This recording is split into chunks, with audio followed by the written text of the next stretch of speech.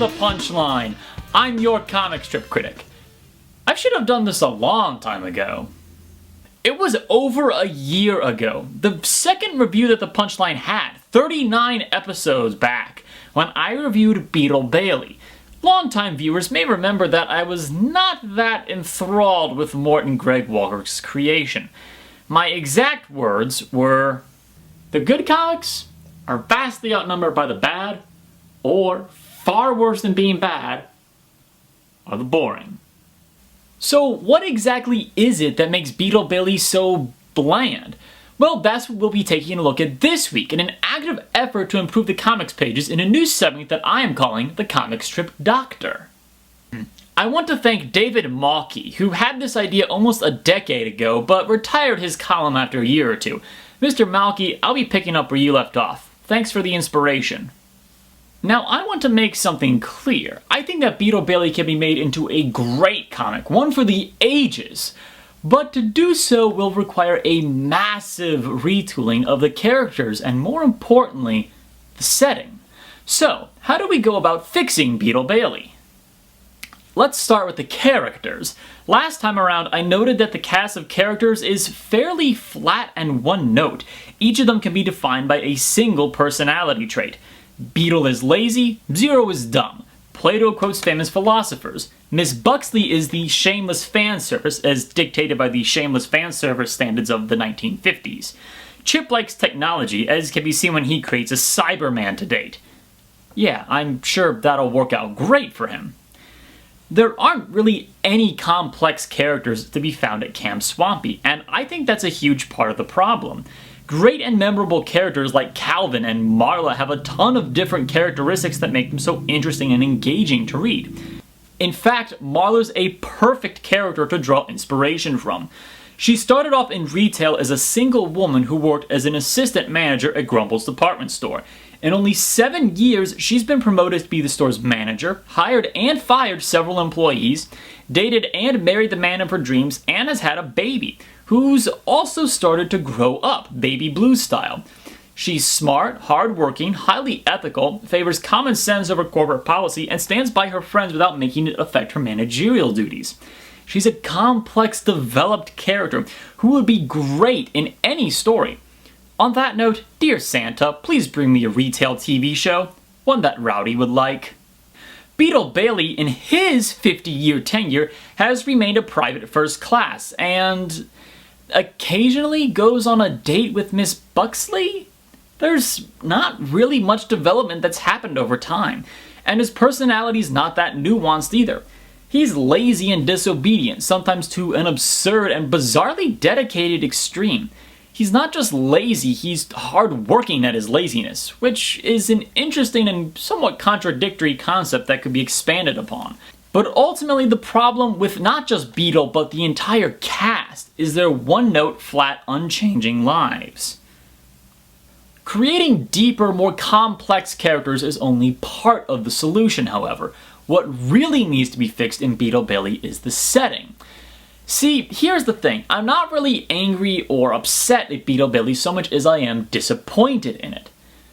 Why? Because it has the potential to be so much better than it is right now. And the reason for that is because it's a military-themed comic strip that's not really about the military. I know that retail just finished wiping all my obsessive fanboy drool off of it from just a minute or two ago, but I'm gonna have to do it again. Retail is about, obviously, the day-to-day shenanigans of a retail store and the people who work there. But you can obviously tell that that's what happens. Characters gripe about customers, struggle to meet quotas, put up with bizarre corporate demands, and employees range from hard-working to lazy bums. It's a strip about a retail store that actually remembers it's in a retail store. Beetle Bailey is a strip about the military, which really isn't about the military.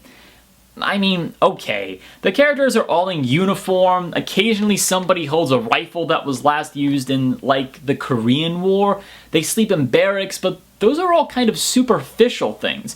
There's no real chain of command, no real training, no real sense that this is actually the army, and certainly not the modern one. I've been in paintball matches that were more regimented than this. Those Girl Scouts were terrifying. I'm never gonna look at a box of Thin Mints the same way again. Another major problem that needs to be addressed is that there are no storylines in the comic. Comics always do better when they have storylines. Now, I'm not saying that gag-a-day comics should completely vanish. Good grief, no. That'd be beyond moronic. What I'm saying is that stories should be used from time to time to tell interesting stories, develop the characters, and occasionally mix up the status quo. Guess what I'm gonna do now? I'm gonna start praising retail again. Marla started off as a single woman and is now a married woman with a baby daughter. That didn't just suddenly happen. We saw her meet Scott, date Scott, get engaged to Scott, get married to Scott, enjoy the honeymoon with Scott, go through pregnancy with Scott, fight with Scott, love with Scott, worry with Scott, and grow as a person and a family with Scott. Oh, great Scott! So, how do we fix Beetle Bailey? Well, like I said, we need to drastically change the setting. All of Beetle's exploits since the strip's debut in 1950 have occurred in a peacetime setting. This was a deliberate choice on Mort Walker's part. In story, this is justified because General Hatrack is such an incompetent commander that the US Army is desperate to keep him as far away from any actual combat as possible. So, let's send Beetle Bailey overseas. No. This is still gonna be a comedy strip. In fact, I have two different schools of thought as to how this could work, and they've both been proven to be highly successful and popular in the past. So, what's the first one?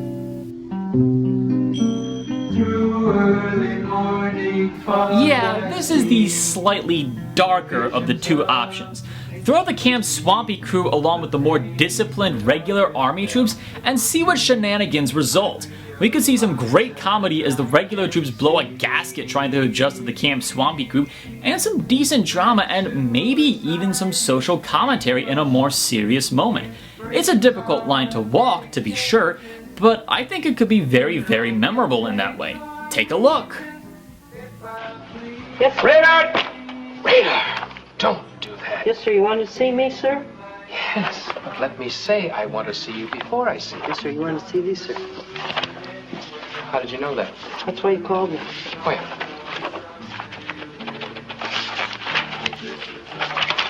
yeah. You wanted me to take those, sir? Yeah. See? That seems like something that could be tweaked for Beetle Bailey pretty well. Also, the whole idiots among regulars idea has been done for comedy more recently, and it worked well for them too. Was my brother killed? That's it, isn't it? My brother's dead! What? No, nothing like that. Oh, good. Because I don't even have a brother. How sad would it be to not have a brother and to lose a brother all in the same day? No one died. Joannis is dead, sir. Okay, no one besides him. You see what I mean? Perfect for Beetle Bailey. But hey, you know what? Maybe Mort and Greg Walker don't want their strip to go down that darker, slightly serious path, which is totally fine. I understand that. And that leads us to our second school of thought on how to reform Beetle Bailey.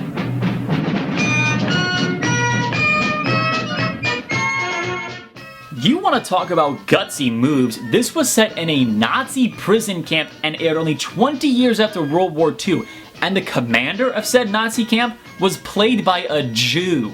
But it was a very light-hearted comedy that also had some decent action sequences in it. Perfect for Beetle's crew, and they wouldn't even necessarily have to be captured to pull it off. They could just be issued their orders and go about them in a very unorthodox comedic fashion. You can have Chip Gizmo working on gadgets, Plato as a tactician, Zero and Sarge as the brute muscle, Beetle as a sly diplomat trickster type, and maybe expand on the roles of some other smaller characters like Lieutenant Flap and Corporal Yo, whose only roles currently are being black and being Asian. Make one a driver, or a pilot, or a communications officer, or something. These are just rough ideas, but I think that with enough planning, it could be something funny and memorable. Either way the strip goes, we could get some decent moments to actually talk about, like we do with Rosalind in Calvin and Hobbes, or Satchel hulking out in Get Fuzzy. Beetle Bailey needs those moments more than anything else. There are so many comics that need those moments, but Beetle Bailey has a decent template to start with, being the only military-themed comic in its newspapers. Like I said, Beetle Billy's not necessarily bad. It just has the potential to be so much better than what it currently is. And that's my diagnosis. I'm your comic strip critic, and I read the funny pages in the hope that someday they will be.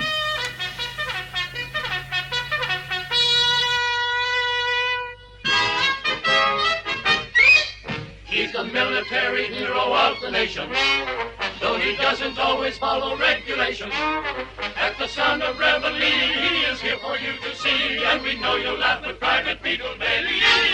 Beetle Bailey, as the general, colonel, major, and the captain, the lieutenant and the sergeant and the corporal, they will tell you with a shout,